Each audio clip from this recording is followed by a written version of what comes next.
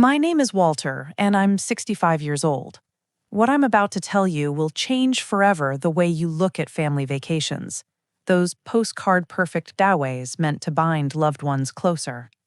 4 days ago, my son Kyle and his wife Amanda locked my wife Linda and me inside our remote cabin in the Colorado Rockies and rigged the place to burn down in what they planned to call a tragic electrical fire. As flames licked the walls and smoke choked the air, Linda gasped through the haze, "Walter, stay low, play dead." But that wasn't the worst of it. The true nightmare was the 20-year-old secret Linda revealed in those final moments. Kyle had deliberately drowned his younger brother during a father-son fishing trip, all to eliminate the only competition for our growing vacation property empire. It was a betrayal carved deep into the pine beams of the life we thought we'd built, one of log cabins, crisp mountain air, and the illusion of unbreakable family ties. For nearly 4 decades, Linda and I had poured our hearts into creating what we believed was the ideal mountain family legacy. We bought our first small cabin outside Estes Park back in the early 80s, a rundown A-frame with a leaky roof and a view that stole our breath. I was a contractor in Denver then, my hands rough from framing houses, and Linda taught third grade, coming home every afternoon with stories of her students' wide-eyed wonder. We'd drive up on weekends, patching walls, sanding floors, turning that little place into a haven. Over the years, as real estate boomed and tourists flooded the Rockies, we added more properties, one by one, fixing them up, renting them out, building a modest portfolio that let us retire early and move full-time to the mountains. We had 2 sons, Ethan, our firstborn, bright and adventurous, always the one to spot elk on the ridge or suggest a new hiking trail, and Kyle, 3 years younger, quieter, more watchful. Ethan was the heart of every family gathering, helping me restore old cabins, shielding Linda from worries about winter storms or rising property taxes. Kyle was different, reserved, sometimes sullen, but I loved him just as fiercely. A father doesn't choose favorites, or so I told myself. Summers meant the whole extended family converging on our main cabin, a sprawling log home I'd built with my own hands from timber we'd milled ourselves. Sundays, after church in town, we'd gather around the massive stone fireplace, plates piled high with grilled trout and Linda's famous huckleberry pie. Ethan would talk excitedly about studying environmental science, maybe working for the Park Service one day, while Kyle sat picking at his food, eyes fixed on the flames. Evenings, Linda and I would walk the dirt road that wound through our properties, dreaming aloud, watching grandchildren grow up skiing these slopes, retiring fully here, passing the cabins down intact. I never imagined those walks were preparing us for the desperate crawl across a burning floor that almost ended everything. Weekends brought cousins, aunts, uncles, laughter echoing through the pines, kids building forts in the woods, women swapping recipes in the kitchen while the men split firewood or fixed a deck. Linda was my perfect partner. After 42 years, she still left me little notes in my toolbox, and I'd surprise her with wildflower bouquets gathered on job sites. She'd hold the level steady while I hung doors, and I'd help her grade papers by lantern light during power outages. We were a team, solid as the granite beneath our foundations, or so I believed. At night, we'd sit on the wide deck, wrapped in blankets, watching stars blanket the sky like spilled diamonds. We'd talk about expanding the rentals, maybe adding a guest house, ensuring both boys had a stake in the business. But perfect contentment, I learned too late, often hides fault lines deep enough to swallow everything. When Ethan turned 21, tensions surfaced I couldn't name. He'd argue with Kyle in low voices on the dock, conversations that stopped when I approached. I told Linda it was just brothers working out adult roles in the family business. She wanted to believe it. We both needed the harmony to hold. One August afternoon, exactly 20 years ago, Ethan didn't return from a solo hike to a high alpine lake he loved. We waited through dinner, then dusk, then midnight. Kyle claimed he'd stayed behind to repair a dockboard.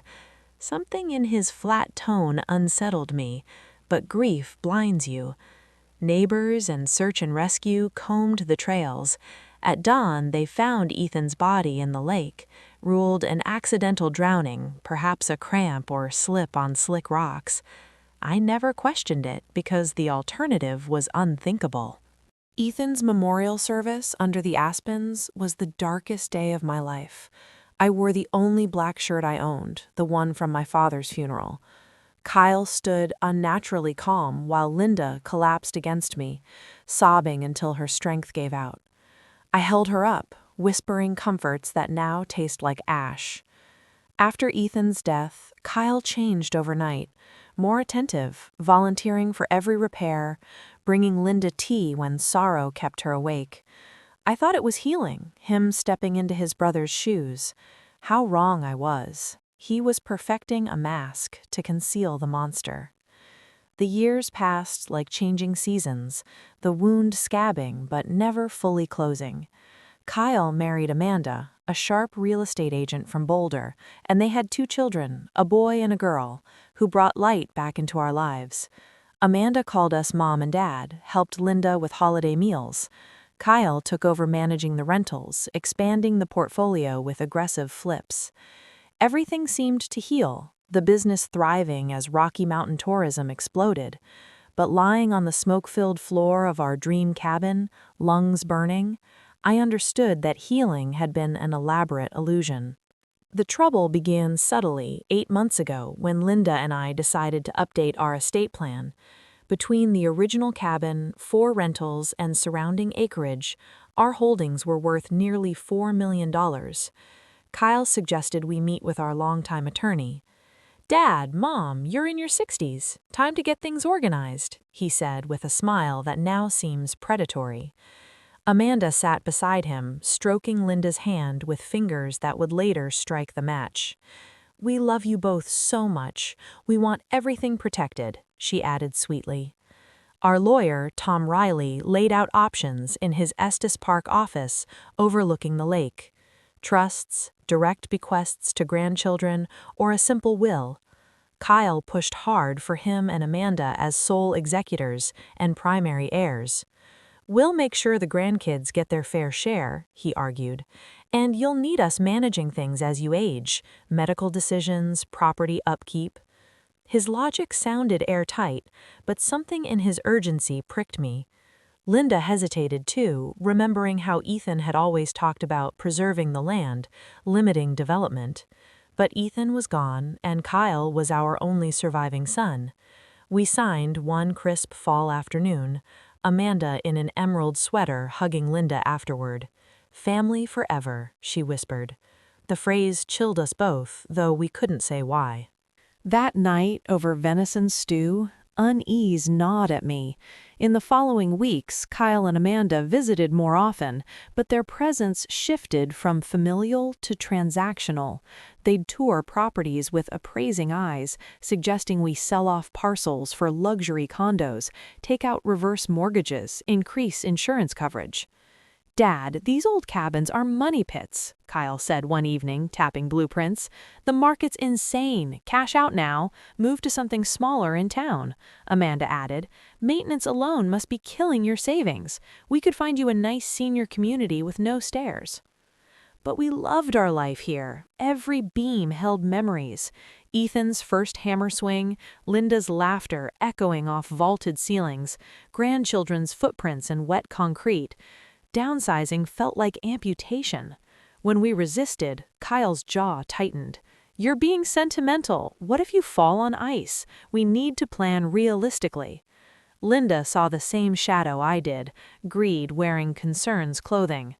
One night after they'd left, I asked Linda if Kyle's sudden financial focus worried her. "He's just practical, Walt," she replied, but doubt flickered in her eyes. Now I know she'd already begun connecting dots I'd ignored. Pressure escalated when Kyle proposed we grant them power of attorney. Purely precautionary, he explained over coffee in our kitchen, Amanda arranging cookies like she owned the place. If health issues arise, we can handle bills, repairs, no court delays. It sounded reasonable, but the insistence unsettled us both. That night, Linda couldn't sleep, staring at the log ceiling I'd hewn myself. Next morning, she called her sister Ruth in Fort Collins. Ruth had always been the skeptical one. When Linda described the pushiness, Ruth went quiet. "Lynn, doesn't it seem odd Kyle's so desperate for control? His rental business is booming. Why the rush?" The question struck like an axe.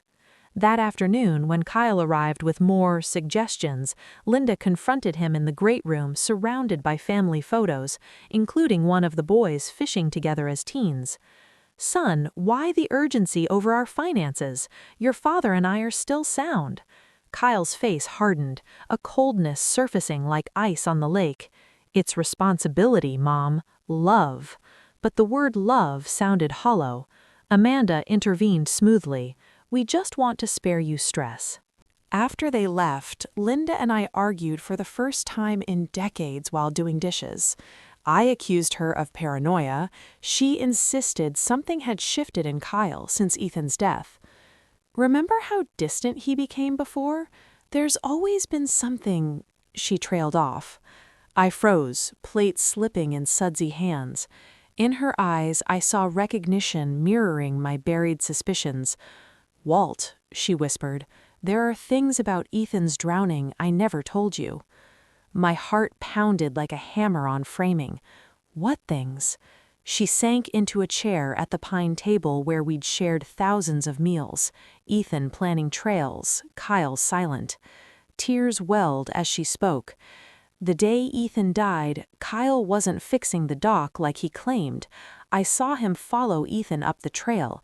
He'd been acting strange, resentful whenever Ethan talked about limiting development, keeping the land wild." She paused, voice breaking. I found them arguing by the lake, voices carrying on the wind, about the business, how Ethan wanted to cap rentals, preserve habitat. Kyle furious that as eldest, Ethan would control majority decisions. The world tilted. "What else?" I rasped. Ethan had discovered discrepancies, money siphoned from rental accounts into Kyle's personal investments, small amounts building to tens of thousands. Ethan had proof, bank records. My stomach churned. Our younger son's stealing since college. "Why keep silent?" I demanded, betrayal burning. "Because when I reached the lake," Linda choked, "Kyle was pulling Ethan's body from the water, crying it was accident. Ethan slipped, hit his head. He begged me not to tell, said he'd drown in grief too if he lost us both." Tears streamed down her face. "I believed him, Walt, or needed to. He was our only boy left." "And the money?" She shook her head. "He promised to repay gradually, but he never did. I noticed withdrawals but stayed quiet, every silence making me accomplice." The truth crystallized. Kyle's current pressure wasn't care, it was culmination of a 20-year theft.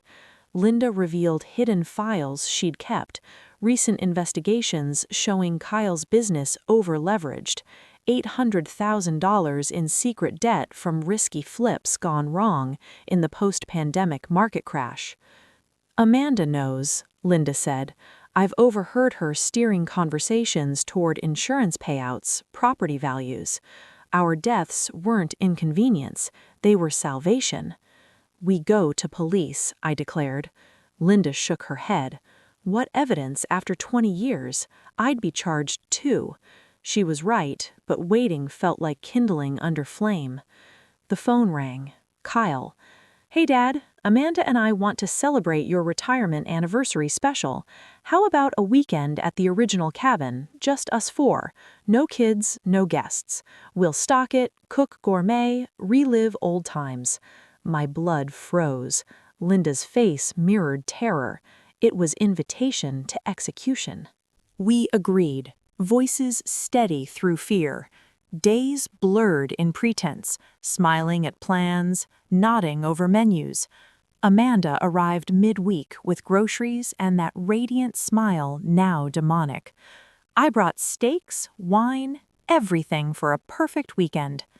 Kyle hauled in firewood for ambiance, kindling for our pyre. That night we planned survival. We'll go, I told Linda, but prepared. I'll hide my phone on continuous record. She wrote a letter to Ruth detailing everything, sealing it in our safe. Friday we barely ate. Saturday dawned mockingly clear. Kyle and Amanda arrived cheerful as undertakers.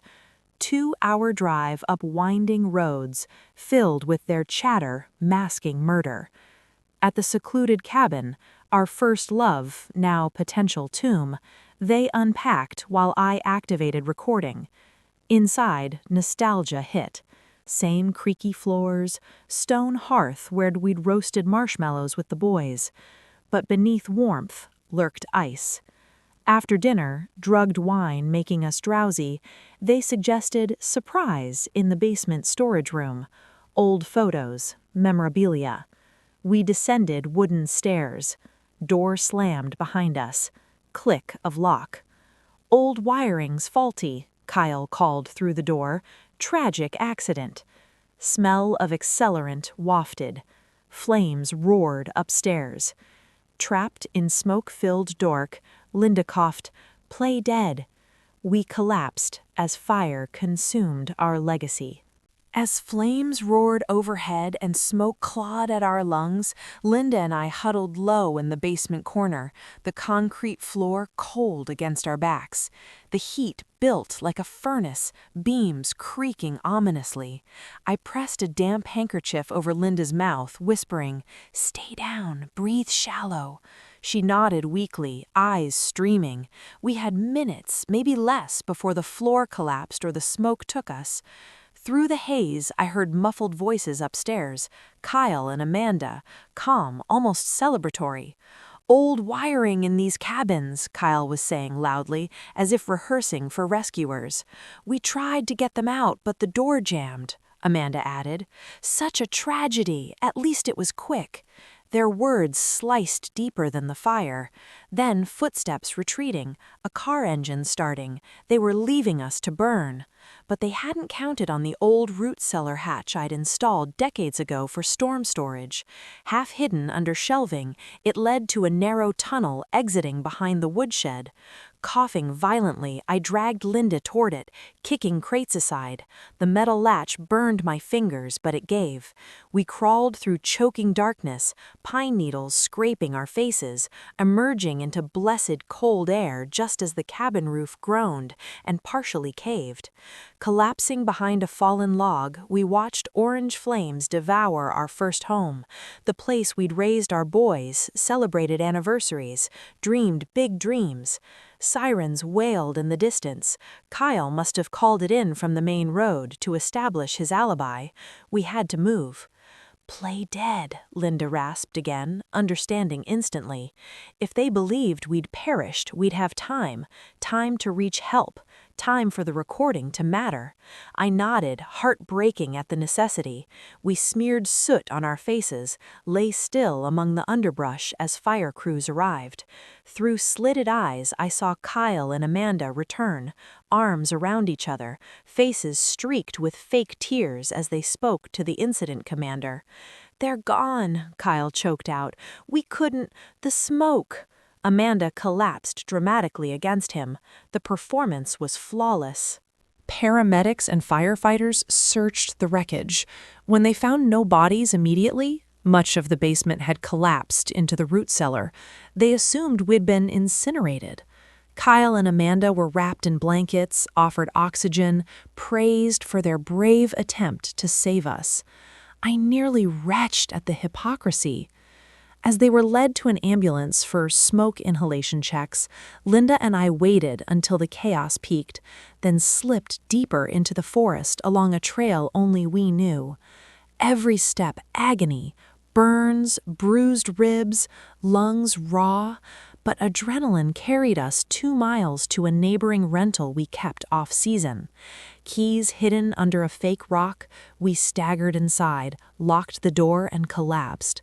First thing, my phone, miraculously intact in my jacket pocket.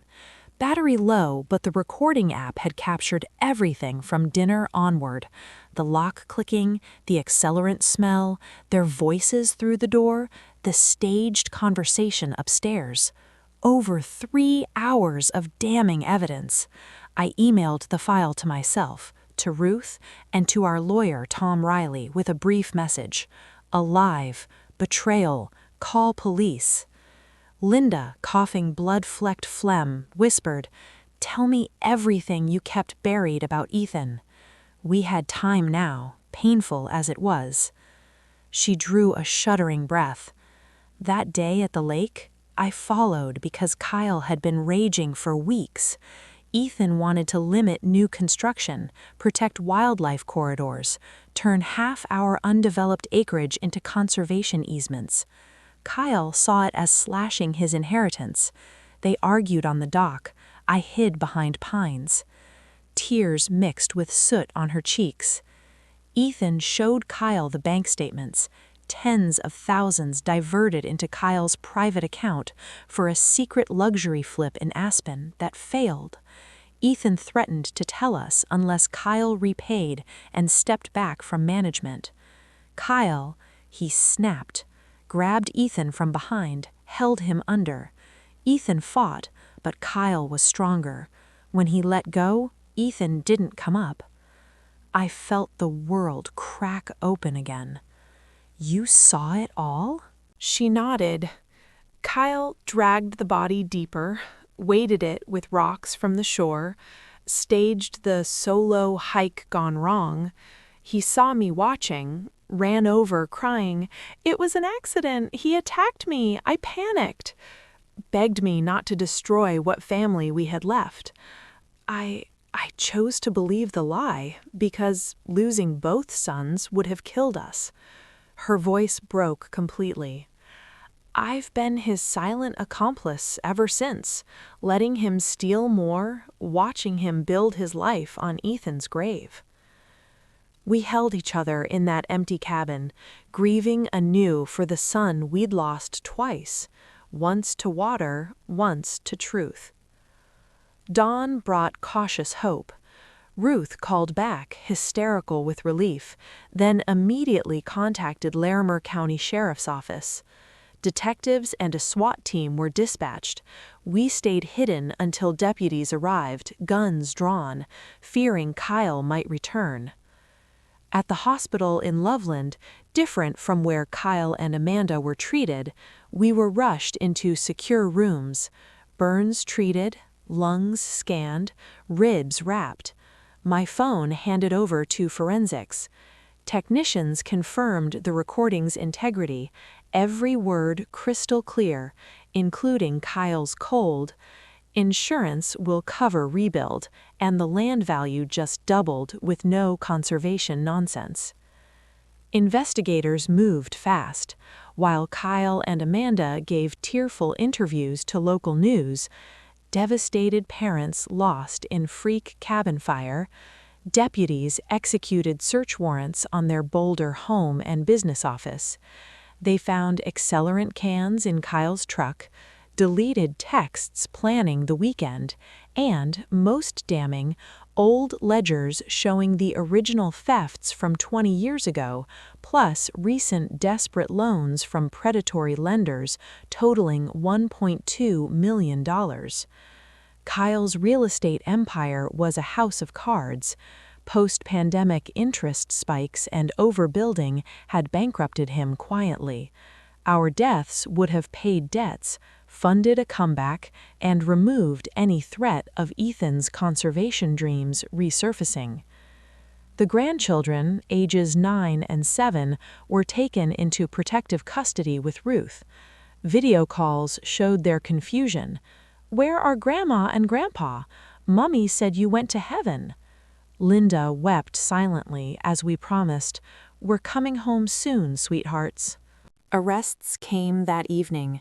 Live news footage showed Kyle and Amanda leaving the memorial service they'd hastily arranged, black suits, solemn faces, only to be cuffed in the church parking lot.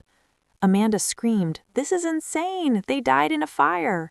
Kyle went pale when told, "Your parents are alive and have provided full evidence, including audio of you locking them in and discussing insurance fraud." Their alliance shattered instantly. In separate interviews, Amanda claimed Kyle acted alone, that she'd only helped stage the scene under duress.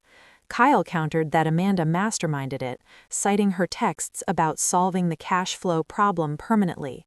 Each accusation strengthened the conspiracy charges. State police exhumed Ethan's remains for fresh autopsy. Modern forensics found hairline skull fracture inconsistent with drowning alone, evidence of blunt trauma before submersion. Cause of death officially changed to homicide. Media frenzy exploded.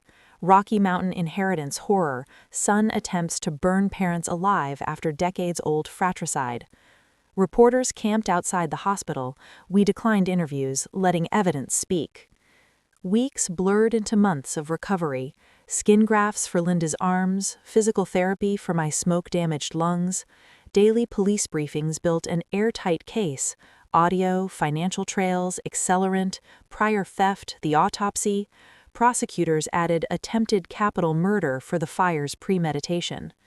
We met the grandchildren properly 3 months later, once discharged to a safe house. Their little arms around our necks, questions tumbling. Why did Mommy and Daddy lie? We answered gently, age-appropriately. They made very bad choices, but we love you and you'll always have a home with us. Trial began 9 months after the fire in Larimer County Courthouse under heavy security. I testified first, voice steady despite flashbacks. Described building the cabin with Ethan at 16, teaching both boys to fish, the day Ethan vanished, Kyle's sudden helpfulness, the inheritance pressure, the locked door, the flames. When the recording played, Kyle's voice calm through the basement door, "Let the old place burn, we'll build bigger," gasps rippled through the gallery. Facing Kyle in the defendant box, orange jumpsuit, hollow eyes, I spoke directly. "You were my son. Ethan was my son.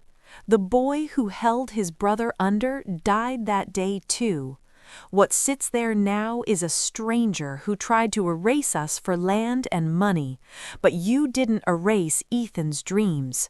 We'll protect them and your children better than you ever could." Linda's testimony broke the jury. She detailed witnessing the drowning, the decades of silence, the recent desperation. When she finished addressing Amanda, "You married into this family knowing what he'd done, then helped him try to finish it. Those children deserved better than both of you." Defense tried financial stress and heat of passion accident angles, but evidence crushed them. Deliberation took 4 days. Verdicts: Kyle guilty of first-degree murder, Ethan. 2 counts attempted premeditated murder, us. Arson, fraud, conspiracy. Amanda guilty on all counts as co-conspirator. Sentences: Kyle life without parole plus 100 years consecutive. Amanda 75 years, eligible for parole at 85.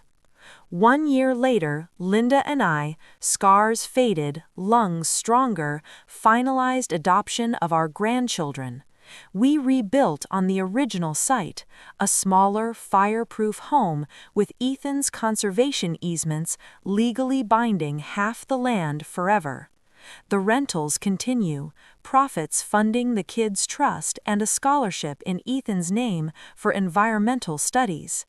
Some evenings we sit on the new deck, watching alpenglow paint the peaks rose gold. The grandchildren chase fireflies where the old cabin stood. "Do you think we'll ever feel completely safe?" Linda asks softly. I take her hand, the same one I pulled through that root cellar tunnel. "Maybe not entirely, but we're alive. truth won. And listening to those kids laugh where darkness once ruled, that's the legacy Ethan wanted.